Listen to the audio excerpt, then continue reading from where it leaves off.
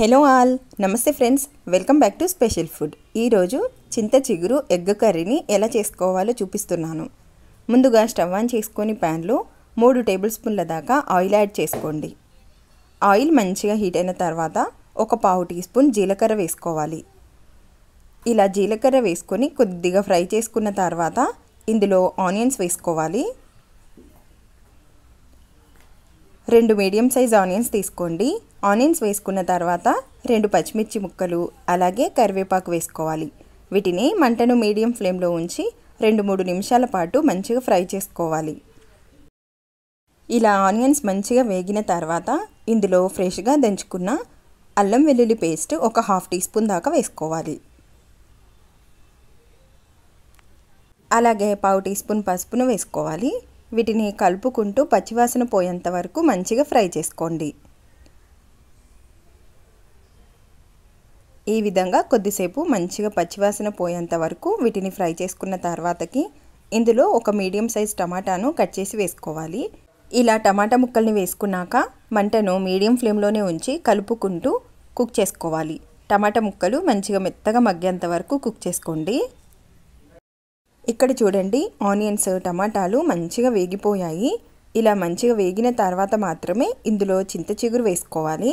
చింత చిగురును నీట్గా వాష్ చేసి వేసుకోండి.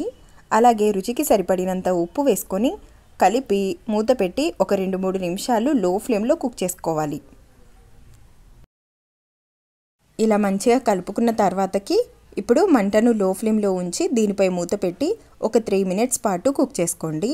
చూడండి, ఇలా చింత చిగురు మంచిగా ఫ్రై అయిపోయిన తర్వాతకి ఇందులో కారం వేసుకుందాం. కారం నేను ఇక్కడ ఒక 1 టీ స్పూన్ దాకా యాడ్ చేసుకున్నాను. మీరు తినే స్పైస్ని బట్టి కారం అడ్జస్ట్ చేసి వేసుకోండి. ఇలా కారం వేసుకొని ఒకసారి కర్రీ మొత్తం మంచిగా కలుపుకోవాలి. ఇప్పుడు ఇందులో ఎగ్స్ వేసుకుందాం. నేను ఇక్కడ 2 ఎగ్స్ తీసుకున్నాను. ఇలా కావలసినన్ని ఎగ్స్ని బీట్ చేసి వేసుకోవాలి. ఎగ్స్ వేసిన తర్వాత వెంటనే మంచిగా మంటను మీడియం ఫ్లేమ్లో ఉంచి ఫ్రై చేసుకోవాలి. ఇలా ఎగ్స్ వేసుకున్న తర్వాత ఒక 5 మినిట్స్ పాటు మంటను మీడియం టు హై ఫ్లేమ్కి చేంజ్ చేసుకుంటూ మంచిగా కుక్ చేసుకోవాలి. అప్పుడే ఎగ్స్ పచ్చివాసన పోయి బాగా ఫ్రై అయిపోతాయి అన్నమాట. ఇలా ఆల్మోస్ట్ ఒక 5 మినిట్స్ మంచిగా ఫ్రై చేసుకోండి.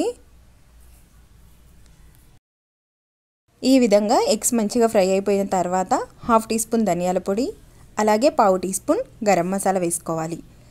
ఇప్పుడు కర్రీ మొత్తం మంచిగా మిక్స్ చేసుకుంటూ ఇంకొక 2-3 నిమిషాల పాటు కుక్ చేసుకుంటే చింత చిగురు ఎగ్ కర్రీ అయితే రెడీ అయిపోతుంది.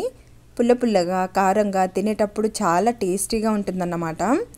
అంతే ఫ్రెండ్స్, ఈ కర్రీ మీకు నచ్చితే తప్పకుండా ట్రై చేయండి. రైస్లో కంటే చపాతీలోకి చాలా బాగుంటుంది. మరి మీకు ఈ వీడియో నచ్చినట్లయితే మన ఛానల్ని లైక్ చేసి ఎవరైనా కొత్తగా చూస్తున్న వాళ్ళు ఉంటే ఛానల్ని సబ్స్క్రైబ్ చేసుకోండి. Thanks for watching.